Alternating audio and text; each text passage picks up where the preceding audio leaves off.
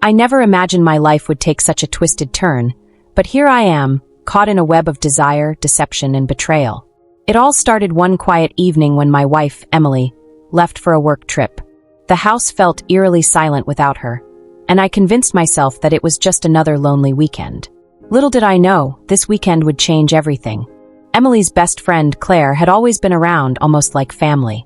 She was warm, vibrant, and always supportive. Claire often dropped by to check on me whenever Emily was away, claiming she didn't want me to feel lonely. I didn't think much of it. After all, we were all close. That evening, she came over with her usual cheerful energy and a bottle of wine in hand. "You look like you could use some company," she said, her smile radiating comfort. I welcomed her in, grateful for the distraction. We laughed, talked, and reminisced about old times. But as the night went on, the atmosphere shifted. It started with a simple touch. Claire placed her hand on mine while we were laughing at a joke. At first, I thought nothing of it, but the lingering warmth of her touch was hard to ignore. Her laughter seemed softer, her gaze more intense. "You're such a good man, you know," she said, her voice carrying an undertone I hadn't noticed before. I tried to brush it off, but my mind kept playing tricks on me. I wondered if it was just the wine, or if Claire's intentions were more than friendly. She moved closer, her shoulder brushing against mine as she reached for her glass. My heart raced, and I felt a knot of guilt tightening in my chest. Emily trusted me, and yet here I was, teetering on the edge of a dangerous line. "Claire," I started, my voice hesitant. "Maybe we should call it a night." She leaned in, her eyes locking onto mine. "Why?" "We're just having fun," she said, her tone light but with a teasing edge. Her hand rested on my knee, sending an electric jolt through me. I should have stopped it then and there. I should have gotten up and walked away. But instead, I froze, caught in the forbidden thrill of the moment. She leaned in closer, her face inches away from mine. My pulse quickened, and I felt my resolve slipping away. The tension between us was undeniable, and for a fleeting second, I thought about giving in. Just as her lips brushed against mine, I pulled back, guilt overwhelming me. "Claire, this isn't right," I said, my voice shaking. She laughed softly, as if my resistance amused her. "You're a good man, but even good men have their moments," she whispered, her words hanging in the air like a dangerous promise. My thoughts spiraled out of control as she left that night, leaving me alone with the weight of what almost happened. I knew this was only the beginning of a storm I wasn't ready to face. The next morning, I woke up early, my mind still reeling from the previous night. Every moment with Claire played on a loop in my head. I kept questioning myself. Why hadn't I stopped things sooner? What was wrong with me? Emily's trust felt like a burden now, one I wasn't sure I deserved. I tried to distract myself with chores around the house, but every quiet moment brought back Claire's words. Even good men have their moments. Her voice, her touch, her scent, it all lingered. Guilt clawed at me, but there was also something else. Something I didn't want to admit.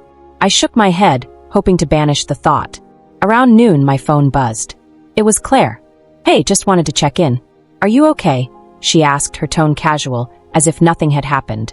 I hesitated before responding. "Yeah, I'm fine. About last night." She cut me off. "Don't worry about it. We both had a little too much wine. Let's just forget it happened, okay?" Her words should have been a relief, but instead they felt like a trap. Forget it happened? How could I, when every detail was seared into my memory? "Yeah, sure," I said, forcing a casual tone. "Let's just move on." But moving on wasn't as easy as it sounded. That evening, Claire texted me again. This time it wasn't casual. Her message was more direct, more intimate. "I can't stop thinking about last night. I know you felt it too. Don't deny it." I stared at the screen, my heart pounding.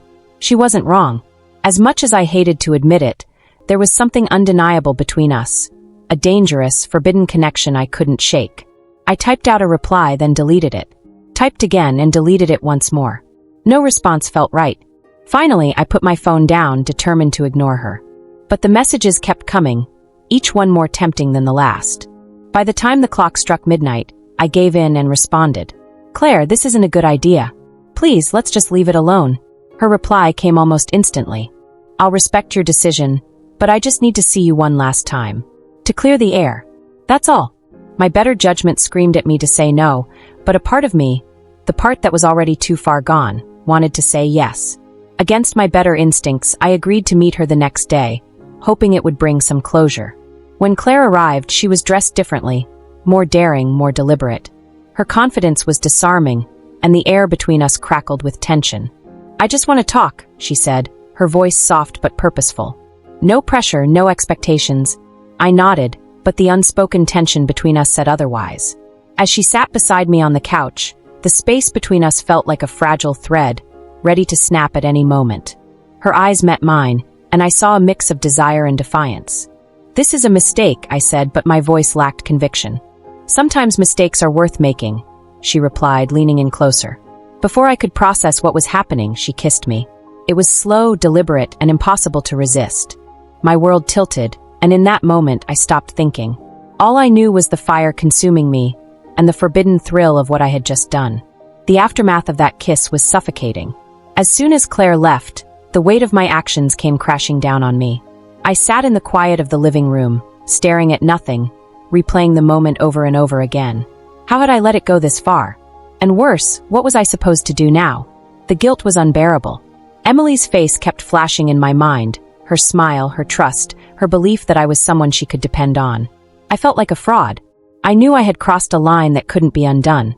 The next day, Claire sent another message. "We need to talk. Can we meet tonight?" My first instinct was to say no. I had already made a mess of things, and seeing her again would only make it worse. But something about her tone, urgent, almost desperate, made me hesitate. Against my better judgment, I agreed to meet her. That evening, I drove to the small park where we had decided to meet. Claire was already there, sitting on a bench, her arms folded tightly across her chest. She looked nervous, a stark contrast to her usual confidence. "I'm sorry," she began as soon as I sat down. "I didn't mean to complicate things." "It's already complicated," I said, my voice strained. "Claire, this has to stop. Emily doesn't deserve this." She nodded, but her eyes betrayed her hesitation. "I know. I never planned for this to happen. I didn't mean to feel this way about you, but I can't help it." Her confession hit me like a punch to the gut. I had been trying to convince myself that it was all just a fleeting mistake, but hearing her say it out loud made it real. Too real. "Claire, this isn't fair to anyone. Not to Emily, not to me, and not to you," I said, trying to keep my voice steady. "We need to end this before it destroys everything." For a moment, she said nothing. Then, she reached out and took my hand. Her touch was warm, familiar, and dangerously comforting. "I'll let you go," she said, her voice breaking slightly. "But I just need to know, was any of it real for you?" I hesitated, unsure of how to answer. Lying would only hurt her more, but the truth felt like a betrayal of Emily. After a long pause, I finally said, "It doesn't matter, Claire. What matters is that it can't happen again." Tears welled up in her eyes, but she nodded. "You're right. I'll stay away." As I watched her walk away, I felt a mix of relief and sorrow. I knew ending it was the right thing to do, but it didn't make the guilt any easier to bear. I hoped this was the end of it, that I could go back to my life with Emily and leave this chapter behind. But deep down, I had a sinking feeling that it wasn't over. Claire might have walked away, but the damage was already done. And secrets like this had a way of coming back to haunt you. Days turned into weeks, and for a while, life seemed to settle back into its familiar rhythm. Emily returned from her trip, none the wiser about what had happened in her absence. I tried my best to act normal, to push the guilt deep down where it couldn't surface. But no matter how hard I tried, it lingered like a shadow, a constant reminder of my betrayal. Claire kept her word and stayed away.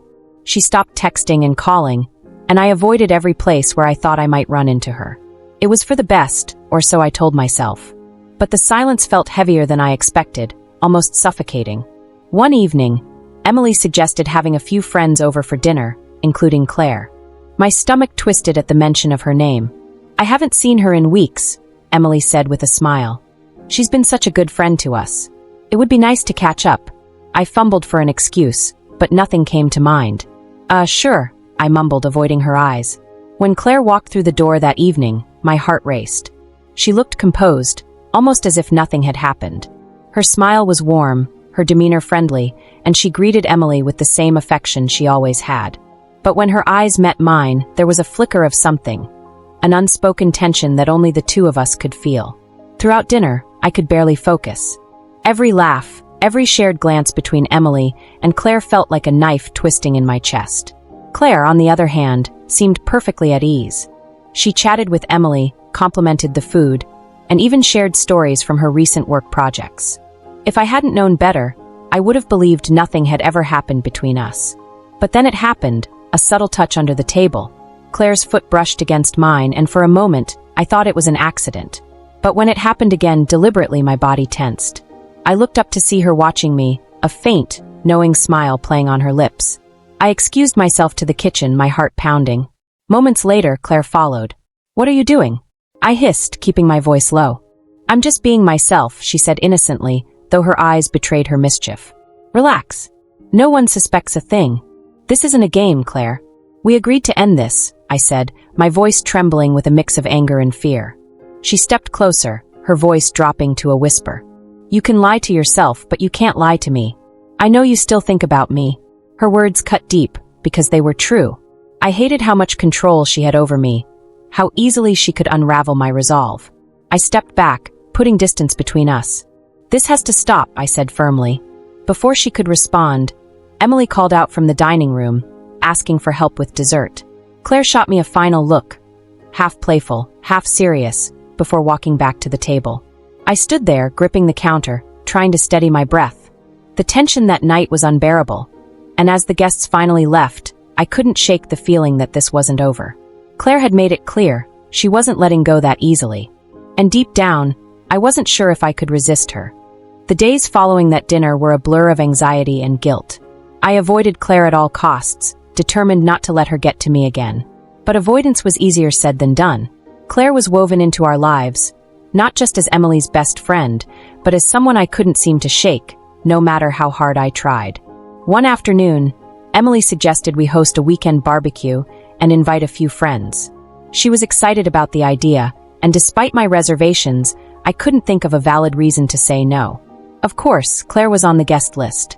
When the weekend arrived, I kept myself busy with the grill, hoping to minimize any interactions with Claire. She arrived late, her entrance as effortless as ever. She greeted everyone warmly, including Emily, who beamed at her like a sister reunited.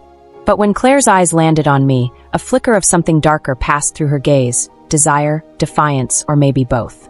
Throughout the barbecue, she stayed close to Emily, laughing and chatting as though nothing had ever happened. It was unsettling how seamlessly she blended into the group, as if the tension between us didn't exist.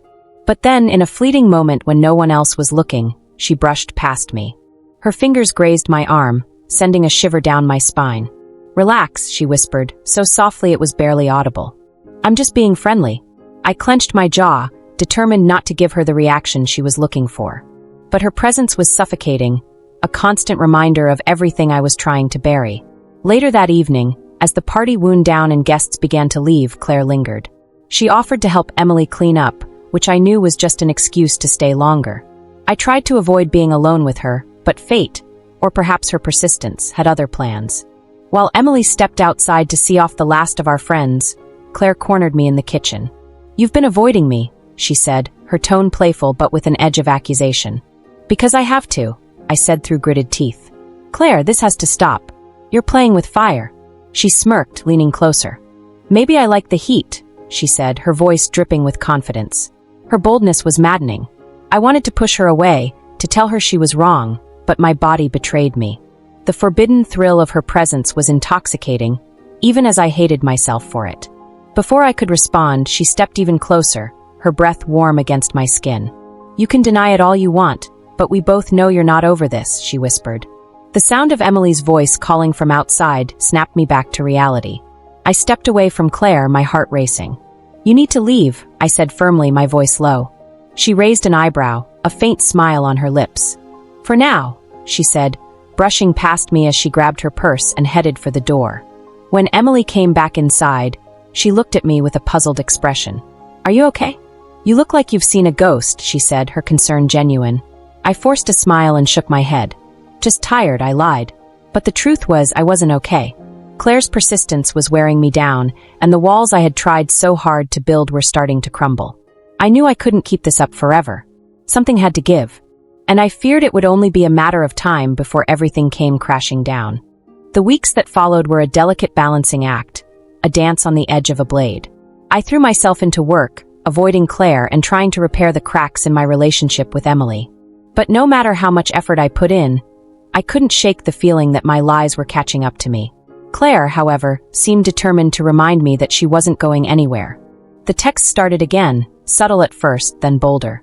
She sent messages late at night, filled with insinuations and veiled temptations. Each one was a landmine waiting to explode, a constant threat to the fragile life I was trying to hold together. One night, as Emily slept beside me, my phone buzzed. I picked it up, expecting a work email or a random notification. Instead, it was a photo from Claire, a picture of her in a silk robe, slightly parted to reveal just enough to send my pulse racing. The caption read, "Thinking about you." I stared at the screen, torn between rage and temptation. I wanted to delete it, to block her number and end this madness. But instead, I found myself typing out a response. "Claire, stop. This has to end." Her reply came almost instantly. "Then meet me. One last time. Let's talk." I knew it was a trap, but some part of me, a weak, selfish part, couldn't resist. Against my better judgment, I agreed. We met at a quiet cafe on the edge of town, a place where no one would recognize us.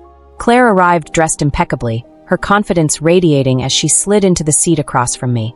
"You look tense," she said, her voice dripping with charm. "Because I am," I snapped, keeping my tone low. "Claire, this isn't a game. You're putting everything I care about at risk." She leaned forward, her eyes locking onto mine. "I'm not the one who kissed me back," she said softly, her words cutting through me like a blade. I clenched my fists under the table, struggling to keep my composure. "It was a mistake. One I've been trying to fix ever since." Claire tilted her head, a faint smile on her lips. "Then why did you come here?" she asked, her tone daring me to answer. I opened my mouth, but no words came out.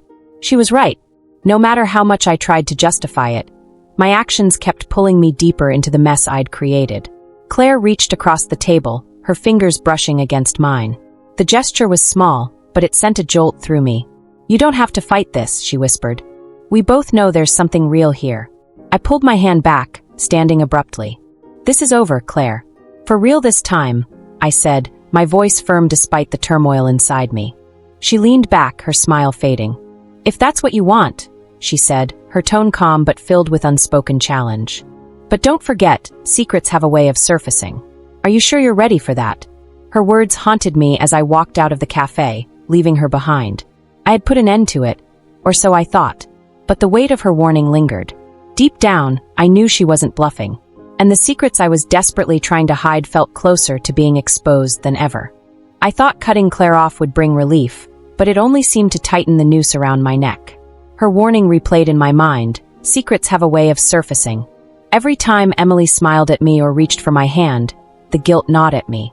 I was living a lie, and it was only a matter of time before the truth destroyed everything. One evening, Emily brought up something that sent a chill down my spine. "I've been meaning to ask you," she began, her tone casual as we sat on the couch. "Have you noticed Claire acting strange lately?" I froze, my mind racing for a response. "Strange how?" I asked, trying to sound as indifferent as possible. Emily shrugged, her eyes narrowing slightly. "I don't know. She's been distant. Not her usual self. She's canceled plans with me a few times, which isn't like her." I forced a chuckle, hoping to steer the conversation elsewhere. "Maybe she's just busy with work." Emily nodded, but her expression didn't change. "Maybe," she said softly, her voice tinged with doubt. That night, I barely slept. Emily's suspicion, however small, felt like the first crack in the fragile facade I'd built. If she started to piece things together, it would all come crashing down. A few days later, Claire proved she wasn't done playing games. She showed up unannounced at my office, her presence a stark contrast to the sterile surroundings. My heart sank the moment I saw her. "What are you doing here?" I hissed, stepping into the hallway to meet her. She smiled, completely unfazed. "Relax. I just wanted to see you." "Claire, this isn't the place," I said, my voice low but firm. She raised an eyebrow, her expression teasing. "Then maybe you should come somewhere more private," she said, her tone dripping with suggestion. I shook my head, exasperated. "We're done, Claire. I've told you this already." She crossed her arms, her playful demeanor fading. "You can tell yourself whatever you want, but I know you don't mean it." Before I could respond, she leaned in closer, her voice dropping to a whisper. "I've been patient, but don't think I'll wait forever. If you want to protect your little secret, you'd better figure out what you really want." Her words sent a shiver down my spine. Claire wasn't just a distraction anymore. She was a threat. As she walked away, I realized the situation had spiraled far beyond my control. That evening, I sat in my car for what felt like hours, too afraid to go home. I knew I had to make a choice. Either I came clean to Emily and risked losing everything, or I found a way to deal with Claire before she could do any more damage. But as much as I wanted to believe I could fix this, a sinking feeling told me it was already too late. Claire had crossed too many lines, and I had let her. Now, I was standing on the edge of a cliff, and the only question left was how far I would fall. The pressure was becoming unbearable. Every moment with Emily felt like walking on eggshells, terrified that she would see through my facade. Meanwhile, Claire's presence loomed like a storm cloud, ready to strike at any moment. I couldn't keep this up. It was tearing me apart. Then the worst happened. One evening, Emily handed me her phone with a confused look on her face. "Can you explain this?" she asked, her voice unnervingly calm. I looked down at the screen and felt my stomach drop. It was a text from an unknown number, but the message was unmistakable. "How much longer are you going to pretend nothing's happening? You deserve to know the truth." My mind raced as I tried to come up with an explanation. I don't know what this is," I stammered, my throat dry. "It's probably some kind of spam." Emily's eyes narrowed. "Spam? It doesn't sound like spam, and it's not the first one. I've been getting messages like this for a week." Panic set in. Claire was escalating, and I hadn't seen it coming. "Maybe someone's trying to mess with us," I said, forcing a shrug. "You know how people can be." But Emily wasn't convinced. "If there's something you're not telling me, now's the time, because I'm starting to feel like there's more to this than you're letting on." Her words cut deeper than any accusation.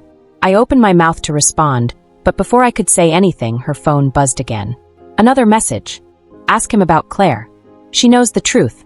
Emily's face fell as she read the message, and the room went deathly quiet. My chest tightened as she looked up at me, her eyes searching mine for an answer. "Claire," she said, her voice barely above a whisper. "What's going on?" I knew I couldn't lie anymore, but the truth felt impossible to say. "It's complicated," I began, my voice shaking. "Complicated?" she repeated, her tone rising.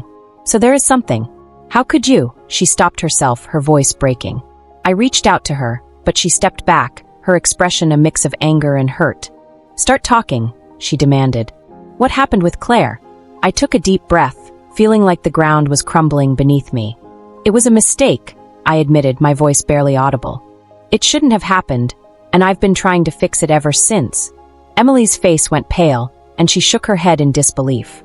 "A mistake? You mean you?" She couldn't even finish the sentence. "It didn't go that far," I said quickly, though I knew how hollow it sounded. "But it was wrong. I know it was wrong." Tears welled up in her eyes, and for a moment, I thought she might scream or throw something. Instead, she turned away, her voice trembling. "I need time to think. Don't follow me." She grabbed her keys and walked out the door, leaving me alone in the deafening silence. As the reality of what had just happened sank in, I realized I might have lost the one person I cared about most. And Claire? She had gotten exactly what she wanted. My life was in shambles, and there was no going back. The hours after Emily left were a blur of regret and panic.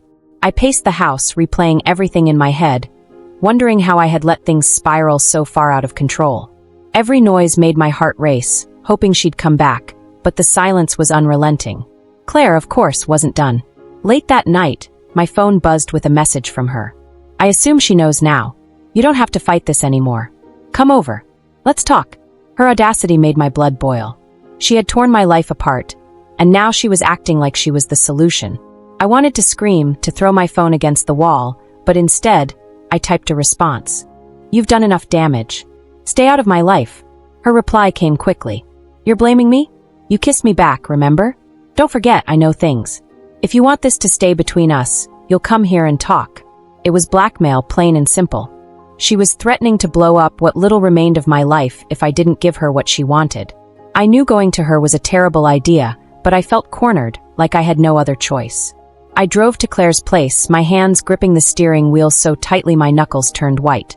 When I arrived, she opened the door with a smug smile, dressed in a way that made it clear she wasn't planning on keeping things platonic. "You didn't have to come," she teased, stepping aside to let me in. "But I'm glad you did." "Cut the games, Claire," I snapped, my voice sharp. "What do you want from me?" She sauntered over to the couch, sitting down with an air of casual confidence. "I want you to admit that you want this. That you want me." "I don't," I said firmly, though my voice trembled. What happened was a mistake, and it ends here. Claire's smile faded, replaced by a colder, more calculating expression. You can keep telling yourself that, but we both know the truth. And if you keep pushing me away, maybe Emily deserves to hear everything. Her words were like a knife to the gut. You've already ruined enough, I said, my voice low. Why can't you just let this go? Because I don't want to, she said simply, standing and closing the distance between us. You may hate yourself for it, but you can't deny there's something between us. She reached out, her hand brushing against my chest, and for a moment, I felt the same pull that had drawn me in before. But this time, the weight of what I had already lost was heavier. I stepped back, putting space between us. This isn't love, Claire, I said, my voice steady despite the storm inside me. It's obsession, and I won't let you destroy me any further. Her eyes flashed with anger, but she quickly masked it with a smile. Fine, she said, her tone icy. But don't think this is over. You don't get to walk away from me without consequences. I left her apartment feeling both relieved and terrified. Claire's parting words echoed in my mind, a reminder that my nightmare was far from over. And as I drove home, I realized that my next move would determine whether I could salvage what little remained of my life, or lose everything for good. When I got home, the house was still dark and silent. Emily hadn't returned, and the emptiness hit me like a cold wind. I sank onto the couch, burying my face in my hands. Every part of me wanted to undo what had happened, to go back to the man I was before Claire turned my world upside down. But there was no going back now. The next morning, Emily walked in. Her face was pale, her eyes puffy from crying, but her expression was unreadable. She didn't say a word as she placed her keys on the counter and sat across from me. We need to talk, she said, her voice steady but cold. I nodded, bracing myself for what was to come. I'll tell you everything, I said, my voice cracking. You deserve the truth. For the next hour, I laid it all out. The moments with Claire, my guilt, the times I tried to stop it but failed. I didn't hold back, knowing that anything less than the whole truth would only make things worse. Emily listened, her face a mask of stoic pain, tears slipping silently down her cheeks. When I finished, the silence between us was unbearable. Finally, she spoke, her voice trembling. I trusted you. I trusted her. And you both betrayed me. I know, I said, my voice barely above a whisper. I have no excuse, no justification. All I can say is I'm sorry, and I'll do whatever it takes to make things right. She shook her head, letting out a bitter laugh. How do you make something like this right? Do you even realize what you've done to us? I do, I said, my voice firm despite the tears threatening to spill. And I'll spend the rest of my life proving it, if you'll let me. Emily stood, pacing the room as if trying to find an answer in the walls. I don't know if I can forgive you, she said finally. And I don't know if I can stay. Her words hit like a hammer, but I didn't argue. She had every right to leave, every right to hate me. All I could do was respect her decision, no matter how much it hurt. In the days that followed, Emily stayed with her sister, leaving me alone with my thoughts and regrets. Claire, true to her word, didn't make things any easier. She continued to text, threatening to spill everything if I didn't meet her demands. But this time I didn't respond. I was done playing her game. Instead, I took action.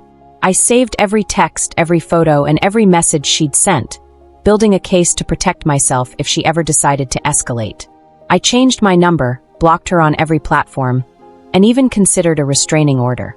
I was done letting her control my life. As for Emily, the road to repairing our relationship was long and uncertain. She agreed to counseling, but only after weeks of silence and space. Every session was painful, forcing me to confront the full extent of my betrayal.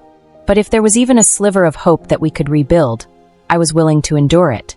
The hardest part was accepting that forgiveness might never come. I had shattered something sacred, and no amount of remorse could undo the damage. But I could change. I could be better, not for Claire, not even for Emily, but for myself. This story doesn't have a happy ending.